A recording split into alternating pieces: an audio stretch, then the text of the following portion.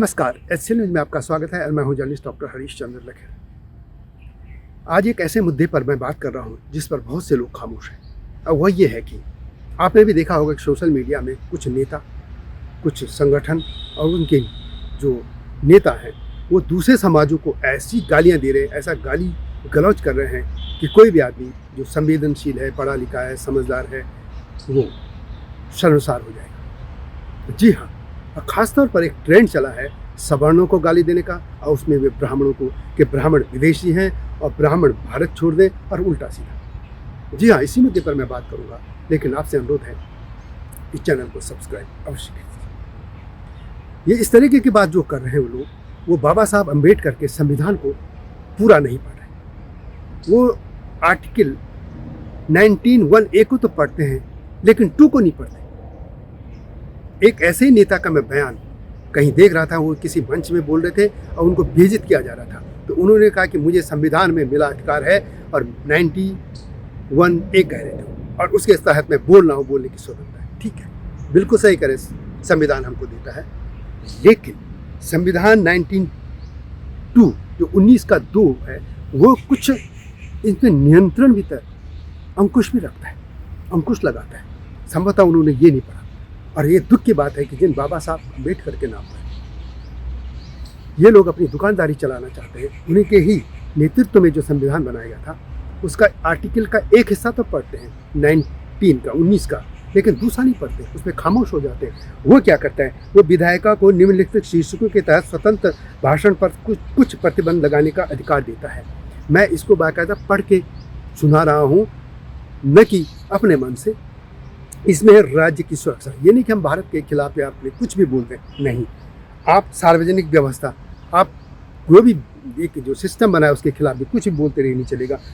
शालीनता और नैतिकता, हाँ यही है, और इसमें मैं आगे बात करूँगा। लेकिन और न्यायालय की अवमानना, मानहानि, किसी अपराध के लिए उकसाना, भारत की संप्रभुता और अखंडता, ये सब जैसे हैं, इन चीज़ों पर बोलने पे कुछ नियंत्रण। और एक और चीज़ सिखाई जाती है हमको जर्नलिज्म में, ये था कि मेरी बोलने की स्वतंत्रता वहीं तक है, यदि मेरा हाथ घुमाने की, यदि हम कहो कि मेरा हाथ वहीं तक घूम सकता है जहाँ तक मेरा हाथ दूसरे के शरीर को टच नहीं करता।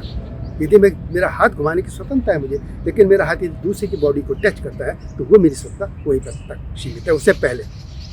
उसी तरीके से ये जो लोग बोल रहे हैं गाली गलौज, आपको बोलने की स्वतंत्रता है तो आप बोले जा रहे हैं, लेकिन बाबा साहब का जो अम्बेडकर उनके नेतृत्व में जो संविधान बना था, उनका 19 का जो 2 है उसको तो पढ़ लेते। उसमें मैंने पहले कहा कि अवमानना, यानी मतलब मुझे भी तो सम्मान से जीने का हक है, किसी समाज को भी जीने का हक है, तो उस समाज के लिए आप गाली गलौज कैसे करते हैं? ये तो शुक्र करो उन समाजों का जो पुलिस में नहीं जा रहे, क्योंकि उस समाज की मानसिकता है कि हाथी चलते रहते हैं, कुत्ते भौंकते रहते हैं, या कीचड़ में पत्थर डालो तो चींटी अपने पिए, इस तरह की मानसिकता है। दूसरा, वे एनर्जी अपनी अच्छी चीज़ों में लगाना चाहते हैं। लेकिन ये जो लोग गाली गलौज कर रहे हैं, यदि एक भी इनके खिलाफ कंप्लेन हो जाए ये तो अंदर चले जाएंगे। इनको ये मालूम होना चाहिए, क्योंकि पुलिस की जो एक्ट है IPC, उसमें तो बहुत सी ऐसी चीज़ें, ये इनको जमानत भी नहीं मिलेगी। इसके अलावा एक और बात कि जितनी एनर्जी ये सवर्णों, खासतौर पर ब्राह्मणों को गाली दे रहे हैं, उतना यदि ये अपने समाज के हित के लिए करते तो ये समाज कहाँ का कहाँ जाता। 75 साल आज़ादी को हो गए, किसने रोका है इनको किसी भी समाज को उन्नत करने के लिए? संविधान तो सब कुछ देता है अधिकार। कब तक आप पिछली चीज़ें गाते रहोगे? इससे क्या हो रहा है कि समाज को उकसा रहे हैं, और ये समाज के लोग, जिस समाज के लोग हैं, उनको भी देखना चाहिए कि ऐसे लोगों को कैसे आउट किया जा सकता है। वैसे ये भी अच्छी बात है कि ये लोग गिने चुने लोगों तक सीमित है। यदि ये इनको सारा समाज इस तरीके की आंखें उठाता तो ये तो बड़े नेता होते। लेकिन और एक और इस भारत के लोगों को समझना होगा कि एक समाज के दम पर आप हाँक कर कुछ नहीं कर सकते, क्योंकि भारत में अभी एक ऐसा कोई जाति या इस तरीके की नहीं बनी है कि उसके दम पर आप सरकार बना लें। 2-4 सीटें जीत लेंगे आप। उत्तर प्रदेश का उदाहरण आपको मालूम होगा, बसपा के जो सुप्रीमो थे वो थे काशीराम। बसपा सुप्रीमो काशीराम, उन्होंने पंजाब से अपनी राजनीति शुरू की। वहाँ पे BSP का, जब वैसे वामसेप से उठे थे, उसके बाद उन्होंने उत्तर प्रदेश में राजनीति शुरू की और पत्रकारों से उन्होंने कहा था कि उत्तर प्रदेश राजनीतिक तौर पर, या हम ये कहें कि जातिवाद का एक सबसे बड़ा गढ़ है। और जिस दिन मैं मानी काशीराम, उन्होंने कहा कि मैं उत्तर प्रदेश की गर्दन दबोच लूँगा, उस दिन पूरा भारत मेरी मुट्ठी में हो जाएगा। लेकिन अकेले दम पर कभी भी उत्तर प्रदेश पे कब्जा नहीं कर पाए।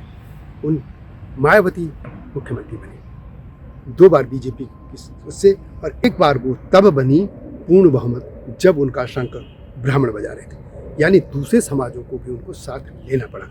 और उनका जो कभी नारा था, तिलक तराजू और तलवार, इनको जूते मारो चार, वो उनको कूड़े के ढेर में डालना पड़ा। और इस तरह के नारे वाले आज कहाँ चले गए? कहीं नहीं है। यदि बाबा साहब अम्बेडकर को पूरा भारत सम्मान करता है, इसलिए कि कभी भी उनके शब्द गांधी जी के प्रति इस तरह के कटु कभी नहीं रहे। वो बहुत विरोधी थे राजनीतिक तौर पर एक दूसरे के, लेकिन एक दूसरे का सम्मान करते थे, आदर करते थे। लेकिन ये जो लोग बाबा साहब को खुद को अम्बेडकर का वो बता रहे हैं, और कुछ ये नवबौद्ध टाइप, खासतौर पर महाराष्ट्र में ये काम हो रहा है।